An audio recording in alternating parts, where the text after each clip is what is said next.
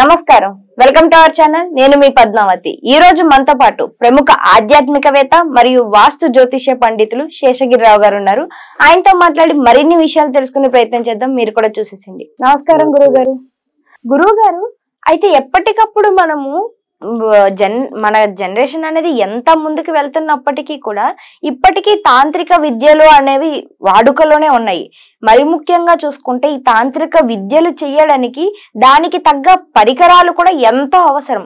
అయితే ఈ మధ్య కాలంలో వీటికి సంబంధించినవి కొన్ని వైరల్ అవుతున్నాయి. ఎక్కడ చూసినా కూడా ప్రతి ఒక్కరి సామాన్యుల మనుషుల చేతుల్లో కూడా మనం చూస్తూనే ఉన్నాం. అందులోని మరి ముఖ్యంగా వస్తే గోమతి చక్రం ఒకటి, దానితో పాటు హతజోడి ఒకటి, ఇంకా ముఖ్యంగా చూసుకుంటే సియాసింగి ఒకటి, ఇంకా ఈ మధ్య కాలంలో ప్రతి ఒక్కరు మెడలో ధరించే ఆ మాలలు ఏవైతే ఉన్నాయో కరంగరి మాల కావచ్చు, ఇంకా ప్రత్యేకమైన మాలలు కూడాను ప్రతి ఒక్కరు సామాన్యులు కూడా వేసుకోవడానికి అరుదుగా దొరుకుతున్నాయి. మరి ఇవన్నిటికీ నిజంగానే ఆ ప్రత్యేకత ఉందంటారా? దాన్ని నిజంగానే మనం వాడవచ్చు అంటారా వాస్తవానికి? తప్పకుండా ఇది చాలా మందికి కలిగే సందేహం. తర్వాత రెండోది ఏంటంటే, మనకి ఏదైనా సరే ఒక తరం ముందుకి ఎంత వెళ్ళినప్పటికీ కూడా మనం ఏదైతే మనం ఈ యొక్క ధర్మశాస్త్రం లేదా హిందూ ధర్మం అనేది దాంట్లో కొన్ని విధి విధానాలు, పూజా విధానాలు మనకి కొన్ని స్పష్టంగా కొన్ని విధానాలు అయితే ఉన్నాయి. కనుక ఇక్కడ మంత్రము, యంత్రము, తంత్రము ఈ మూడు కూడా మనకి చాలా ప్రాధాన్యతని ఉన్నవి ముఖ్యంగా మన యొక్క ఈ పరిహారాల క్రియల్లో. కనుక వీటిలో ఏదో ఒకటి ఆచరించకుండా మనం మన కర్మను తగ్గించుకోలేం. సో సాక్షాత్ మరి మార్కండేయుడైనా కూడా ఓం నమ శివాయ అని పంచాక్షరాన్ని మంత్రాన్ని పట్టించుకుంటేనే ఆయన ఏమంటాం మృత్యువాత నుంచి తప్పించుకున్నాడు. కనుక ఈ మంత్రం అనేది కానీ, తంత్రం అనేది కానీ, యంత్రం అనేది కానీ ఎన్నో ఏళ్ళుగా వస్తాయి. కాకపోతే మన యొక్క ఇదేంటంటే వీటిని ఆక్షేపించకుండా ఈ యొక్క శాస్త్రం యొక్క ఉద్దేశం ఏదైతే ఉందో ఆ ఉద్దేశాన్ని మరింత పదిలిపరచడం, భద్రపరచడం అనేది అవసరం. కానీ ఇక్కడ వచ్చిన ఇబ్బంది ఏంటంటే పలానా వస్తువు ధరించగానే ఫలితాలు మారిపోతాయనో, లేదు ఇది ఇంట్లో పెట్టుకోగానే మన ఇల్లంతా కూడా ఇంద్రభవనం అయిపోతుందనో అలాంటివి యథాతథంగా తీసుకోవడానికి ఉండదు.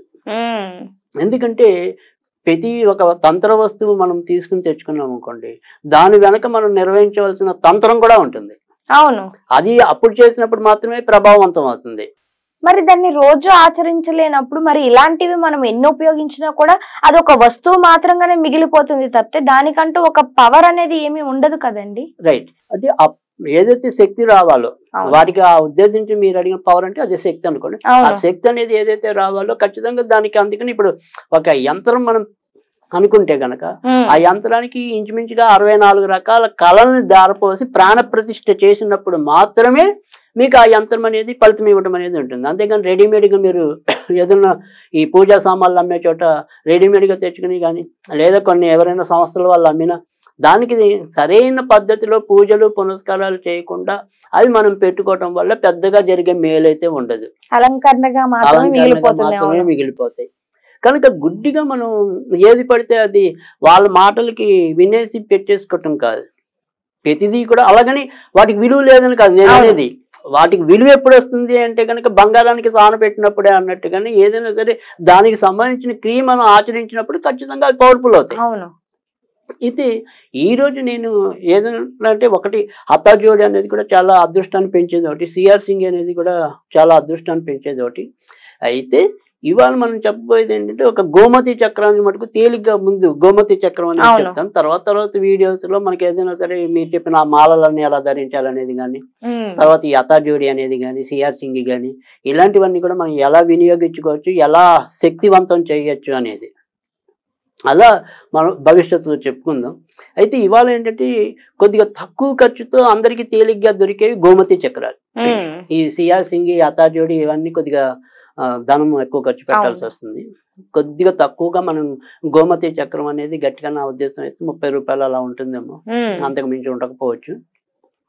సో ఈ గోమతి చక్రాలు కూడా చాలా పవర్ఫుల్లే. అంటే నేను చెప్పినట్టుగా ఏదైనా సరే దానికి సరైన క్రియ ఆచరించినప్పుడు మరి ఆ సరైన క్రియ ఏందంటారు? దేన్ని ఆచరించాలి అసలు మనం దీన్ని వాడాలి అంటే గనక? రైట్. ఇప్పుడు దీన్ని ఏదైనా సరే మనం శుద్ధి చేసి ఒక మంత్ర తర్పణాన్ని చేస్తే గనక అవి మనకి శక్తిని పెంచుకోవటం అనేది ఉంటుంది. అవును.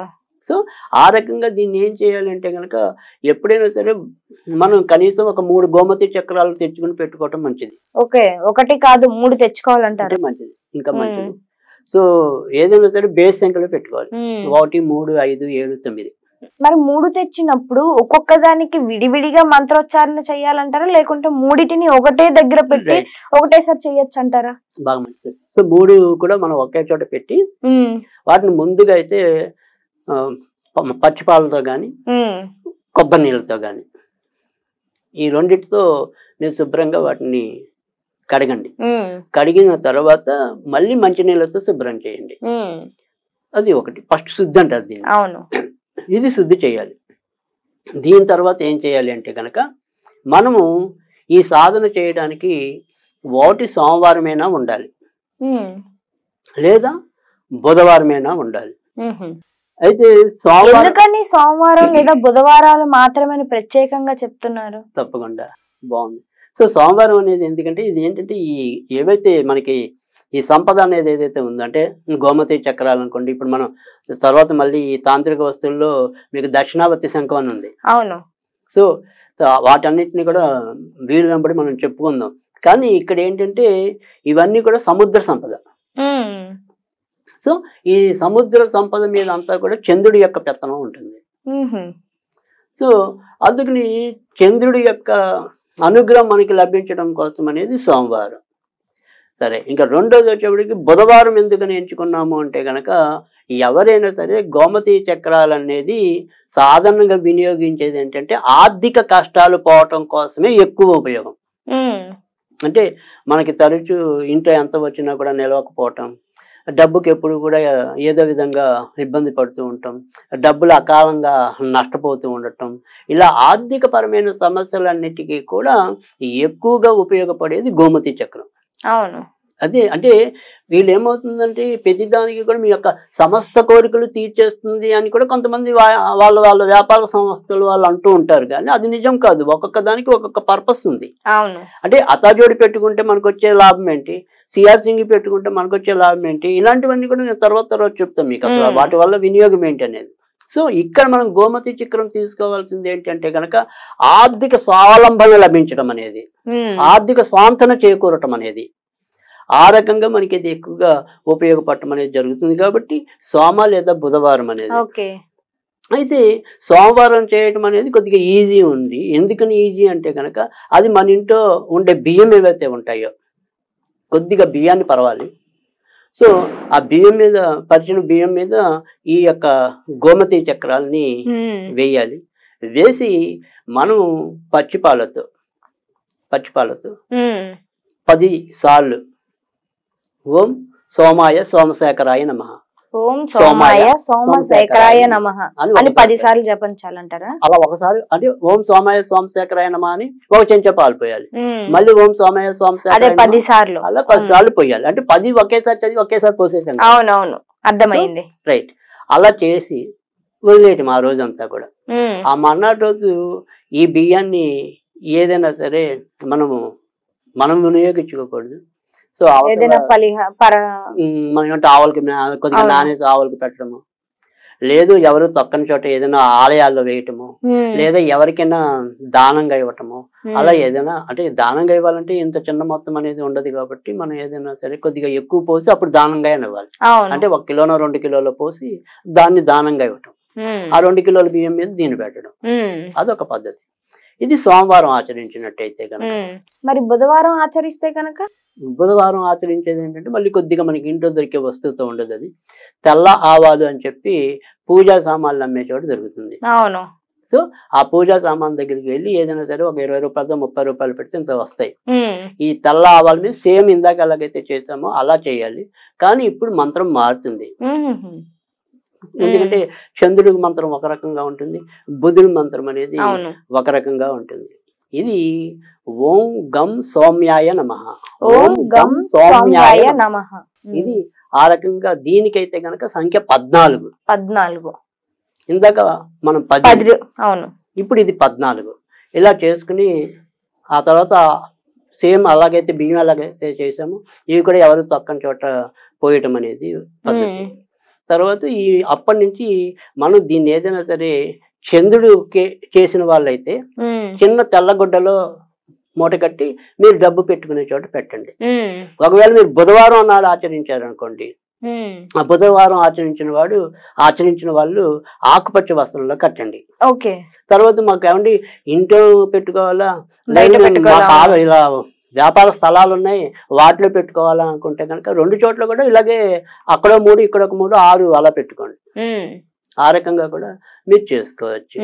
అలా చేసుకుంటే తప్పకుండా. అయితే ఇప్పుడు ఏదైతే మనం చేసిన విధానం ఉందో ఇది మీరు మధ్య మధ్యలో కూడా వీలైనప్పుడు చేస్తూ ఉండొచ్చు. ఒక 2 నెలలకు 3 నెలలకు మళ్ళీ వాటిని పునఃశక్తి రప్పించడం. ఆ రకంగా చేసినట్టయితే తప్పకుండా పునఃశక్తి రప్పించడం కోసం మళ్ళీ వీటినే తిరిగి ఉపయోగించవచ్చు అంటారా, లేకుంటే మళ్ళీ ఇంకా అవసరం లేదంటారు? వీటినే మళ్ళీ పునఃశక్తి చేయించడం కోసం చేసుకోవచ్చు అంటారు. నిజంగాను చాలా చక్కగా చెప్పారు. అంటే యంత్రం గురించి ప్రతి ఒక్కరు చెప్తారు, కానీ యంత్రంతో పాటు మంత్రం, మంత్రానికి ఒక శక్తి ఎలా తీసుకురావాలి, ఆ యంత్రాన్ని ఎలా మనం ఉపయోగించుకోవాలి అనేది చాలా చక్కగా చెప్పారు గురుగారు. మీరు చెప్పిన ఈ పని ఏదైతే ఉందో దీన్ని చేయడం వల్ల చాలా తొందరగా ఈ యంత్రం పెట్టుకోవడం వల్ల మనం ఒక చక్కటి ఫలితాలు అనేవి చూడవచ్చు. నిజంగా గురుగారు ఆర్థిక స్తోమత పరంగా ప్రతి ఒక్కరు కూడా ఈ విషయంలో కొంచెం నిలకడ వహించాలి అంటే ఖచ్చితంగా ఇది చేసే తీరాలి మీరు చెప్పినట్టు. అండ్ మీరు కూడా చూసారు కదండి, కామెంట్ చేయండి, ఖచ్చితంగా దానికి తగ్గ రిప్లై అనేది మేము ఇవ్వడానికి ప్రయత్నిస్తాము. అండ్ ఇలాంటి మరెన్నో వీడియోస్ మీకు ఎప్పటికప్పుడు రావాలి అంటే ఖచ్చితంగా సబ్స్క్రైబ్ చేసుకోండి, షేర్ చేయండి. అండ్ నమస్కారం, సెలవు.